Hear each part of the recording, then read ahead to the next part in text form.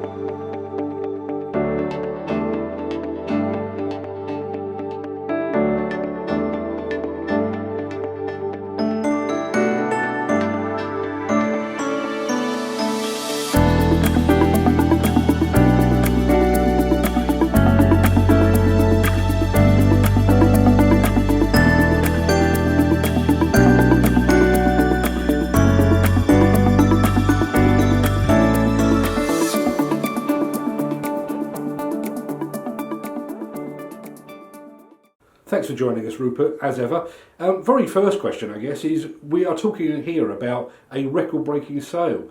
It seems like only a few months ago we were talking about a previous record-breaking sale, but you've already broken that record. Tell me more. Well, thanks, Mark. And yeah, it's been a very quick 3 months really since June, and yeah, super happy back in June about putting on such a big auction. Then we've been a very busy summer. Been collecting machinery from all over the UK for our auction on the 17th and 18th of September at Maltby. Delighted to say all very healthy things, no bankruptcies, no administration, all the machinery coming through from genuine rental companies, end users, dealers that need to move machinery through. But yes, we're at 2,200 lots over that. The yard's absolutely packed. You may have seen some of the drone footage that I've shared on LinkedIn and other places, where we can see all the demolition work going on. So we're still building really heavily and building up a really big auction. So, you know, super positive about this week. I think it's a great week for Ritchie Brothers in Europe. You know, we together with Moordike, you know, that's far more lots than anybody else would sell in a single event. So that's 6,500 lots being sold by Ritchie Brothers, and it seems very good. We're over 1,000 bidders already. So we've now got today and tomorrow. Tomorrow we'll be closing the first set of lots, and then the second lots on a Friday. So we're over 1,000 bidders for that. I'm sure that will be up over above where we had last time. So yeah, really, really big auction for us, and very exciting times. I think everybody in business at the moment is watching the economy very, very closely, and in particular in used equipment circles, the exchange rate. How is that impacting on things with Ritchie Brothers at the moment? Well, for sellers in the UK, it's great. I mean, the UK market is full of nice young machinery, and as we've talked about, Highways England, HS2, everything like that. It's driving for more modern, higher technology product. But around the world, everybody wants the older machinery. So it's a really good setup there where we can sell the older machinery. When I talk old, I mean, 2, 3, 4 years old and older than that. So not super old. going out to the other countries. And as you said, we just looked at the exchange rates, and it's around about 2% cheaper for an overseas euro buyer to buy from this auction than it was in June. So we had a great result in June, and yet it's 2% cheaper. And quite often we forget about that. And that's why the UK and our exchange rates are so important, that if we keep a low exchange rate, that machinery can just go out. And everyone loves a 2% saving. And none of us, either the seller or the buyer or Ritchie Brothers, have had to put anything in to give that back. So yeah, looking forward to an exciting day. It's obvious from the video that we showed earlier that you've got some equipment this time from some really big players in the UK. Is that a sign of them reinvesting for things like HS2? They do, and I think very sensibly, really. People are looking at selling and getting rid of smaller packages of machinery. They're not doing it for any great need. They're just doing it just to keep on top of that fleet renewal and program. I think everybody's hoping for a busy year next year. It all fits in as well with manufacturers' lead time and supplies. Obviously, we work very closely with quite a few of the manufacturers, and they need to get the new machinery into the fleets as well. So yeah, lots of big names around the yard that you can see from there, and everybody just working on updating their fleet, keeping it right, keeping it changed over, making opportunities of like this drop in exchange rates, and making sure that they're selling regularly going through. So I think it's really working in partnership, manufacturers, auction companies, end users, and obviously the overseas market. I always ask you the same question, but give me an idea of what some of the lots are, and pick out a few highlights for us if you would. Well, as always with the UK, the rental market's the big volume provider. So we're talking site dumpers from 1 to 10 ton. We're talking mini diggers up to 8 ton, 13 ton excavators, rollers. Everything like that is really big, and same for access as well. So that's really sort of like the fodder, the regular stuff that we see in the UK. It's good condition. It's 3 to 5 years work, and it's ready to go on again. That market has been so solid and so strong, really. Just really over the last 2 or 3 years, it hasn't seen any changes in that. But we're selling quite a lot of the bigger machinery as well. We've got a D9, a 990 that's come out of a quarry. We've got D6s. As you said, we've got 50, 40, 30, 25 ton trucks from different ages, different makes, different models through from there, and a big range of excavators and loading shovels, right the way through to 87 ton. I think ZX 870 is our biggest that's come out of a quarry, that's selling on site. But I also shared that really exciting video that we're selling that 200 ton excavator, the Cat 5130B. 38,000 hours, done its life digging away in a quarry. So yeah, we can sell all sorts of stuff, but everything's got a reason. It's coming back for infrastructure projects that we're doing, and we need either crushed stone, we need bricks, we need earth moving, everything like that. So it's great to see that investment going on in the UK, which keeps all of these products going, even if it's the biggest excavator or the smallest mini digger. We've spoken about this before, obviously, but what has been the real impact of your timed auctions and your switch to at least partly online sales? Well, we carry on doing all of our marketing. I think that's our main sort of net to get everybody in and aware of what we do, through our website, getting in from there so that we can get as many people interested as possible. Larger auctions with more diverse machinery bring more people in. People are getting used to what they're doing with the TAL system, and I think that's working very well. We're making it simple and easy for people to register. When you register, you go on, when there's a deposit to be paid, it's either pending or approved. So we're calling up every morning everybody who's got a pending a registration because of deposit, checking they're okay, making sure they're registered. So doing everything really right the way through, going from there. As far as countries are concerned, again, it will be the usual sort of top four, with Poland, Netherlands, UK, Ireland as the main four bidding at the auction, but we always see the local market in any country as one of the strongest bidders. But after that, big excavators, the big trucks, the big access, anything like that could go anywhere in the world from there. So yeah, good demand, and the more we keep doing it, the more we get recognition and people understand us at Maltby. Now, you split this latest sale between Maltby here in the UK and Moerdijk over in the Netherlands. Why have you done that?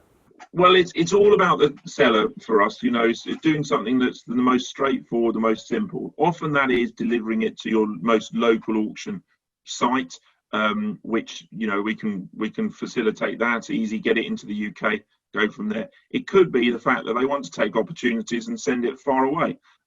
Maybe some people like to get it out of the country, sell it into a different market. They get paid in the local currency, so that helps. Some people like to be sending it all the way over to America or Australia because they think there's the market from there. But it's not difficult. You know, we can handle all of that shipping, all of that movements of things going through. So it's just really advising correctly and making sure that the machinery is sent to the right place that we feel is the right place to sell from there. Obviously, selling in Moerdijk or selling in Maltby, you could well be selling to the same person, and you'll get the advantage of the exchange rate from both sites.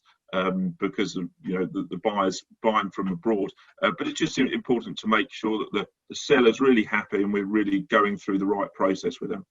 Thanks for that, Rupert. We'll be back to you in a second, but before we do, let's go and have a word with your colleague over in the Netherlands, Diederik, and find out exactly what's happening over there.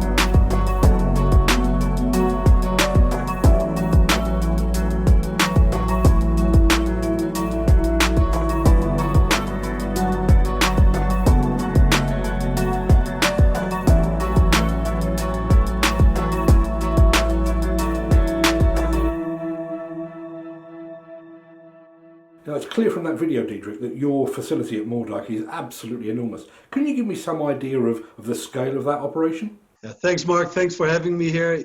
We here at this facility in Moerdijk, we celebrated last December our 20th anniversary.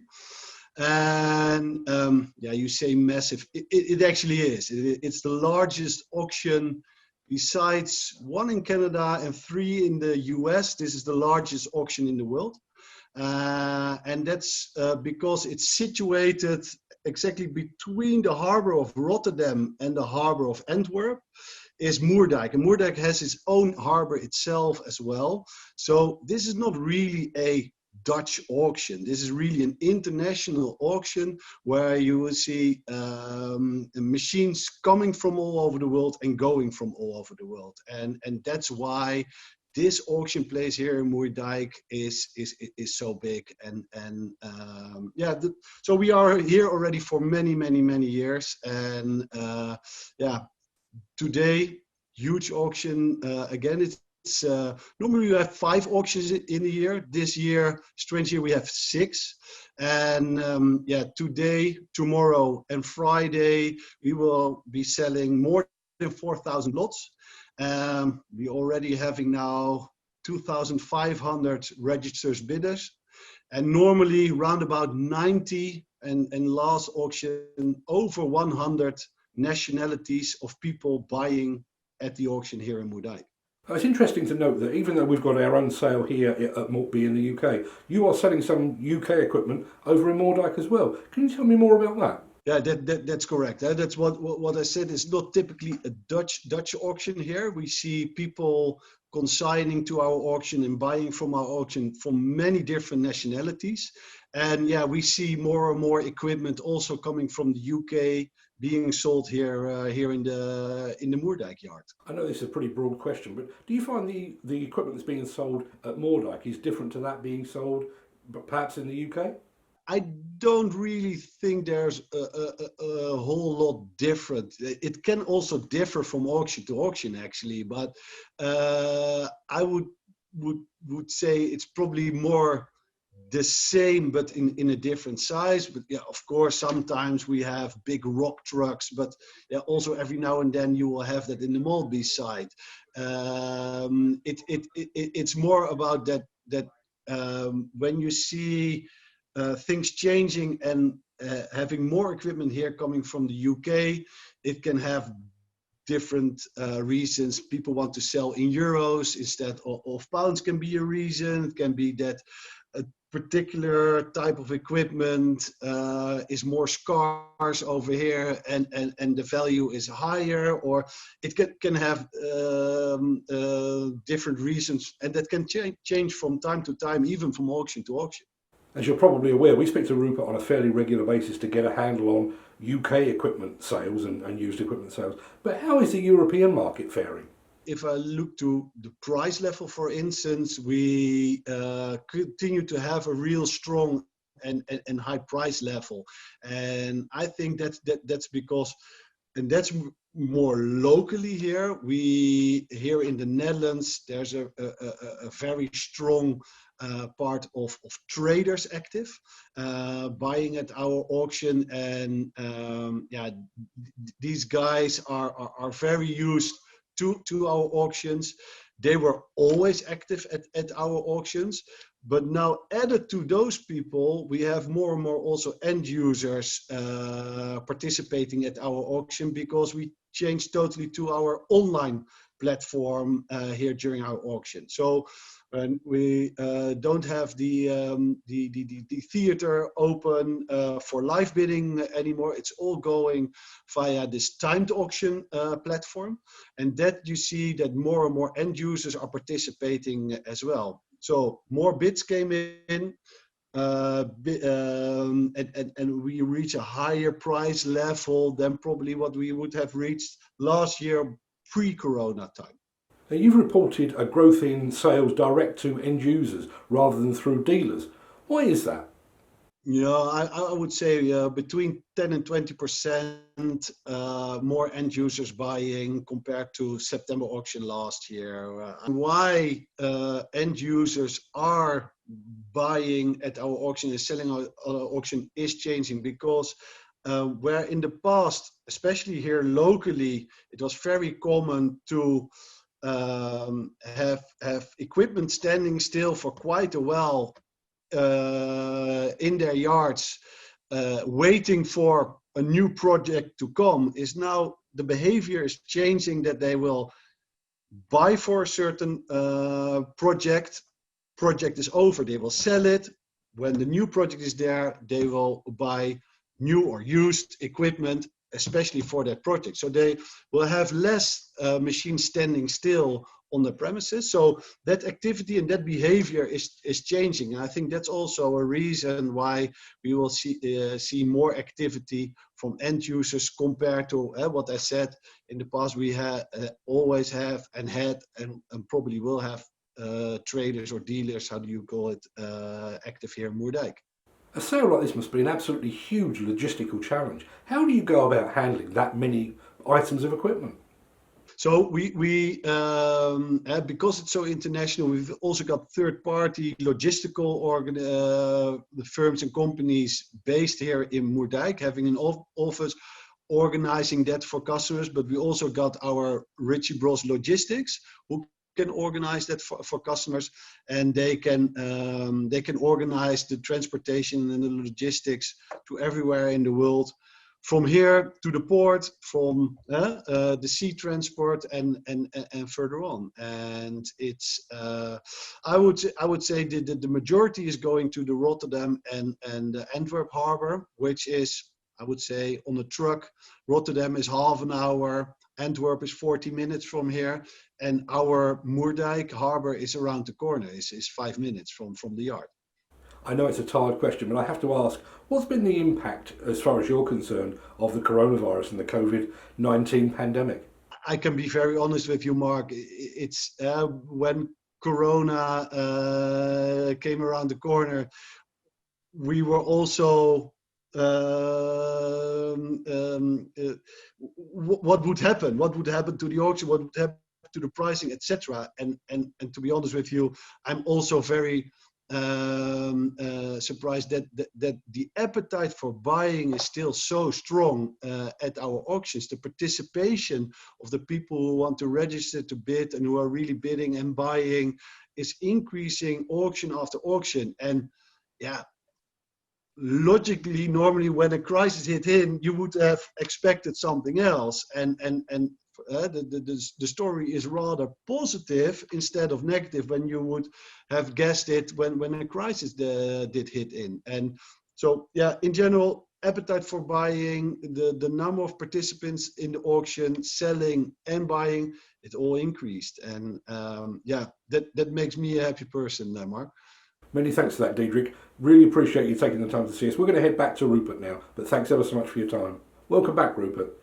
Based on what you've said and what your colleague has said there, it does feel like a very, very positive outlook at the moment. Is that a fair assessment? Well, thank you very much. Firstly, the market, I feel like we've been pushing this cloud of doom in front of us probably for the last few years. You know, it's one thing, it's Brexit, it's elections, it's COVID, whatever from there. But the market for used equipment anyhow, seems very resilient, very strong, no real changes from there. I feel that we can predict very accurately where things are going to go and where they're going to sell for. So I'm, thinking it's going to be a strong market through the rest of this year, and that's only increased by the lack of supply from manufacturers and also the reduction in the exchange rate. So yeah, pretty positive and fairly confident about the rest of 2020. I know our viewers should know this by now, but where can people find out more? Where can they take part in the auction? So people can bid at www.rbauction.com/Maltby. Get on, get registered, get bidding on there. We close the first set of lots, which is all the big earth moving mobile machinery, on Thursday, tomorrow, and all the small lots and access on Friday. From there, bidding's been open since the weekend, so there's plenty of bids on there already. But we have the auto extend, we have the tied lots, we have lots of things to make it easy to bid on from there. If you want to come down and actually bid at the site, you can do that. The site's open 8 till 5 every day. It was open over the weekend as well. People come down and test machines. I've been down there each day this week, and it's been good to see lots of people driving machines, getting them started up, testing them out, so they can really check their machines through from there. And yes, we're going to do all exactly again on the 26th and 27th of November back at Maltby for our final auction of 2020. So if you want to get anything sold, get in contact with us and we'll happily advise you and get it sold in the next auction at the end of November.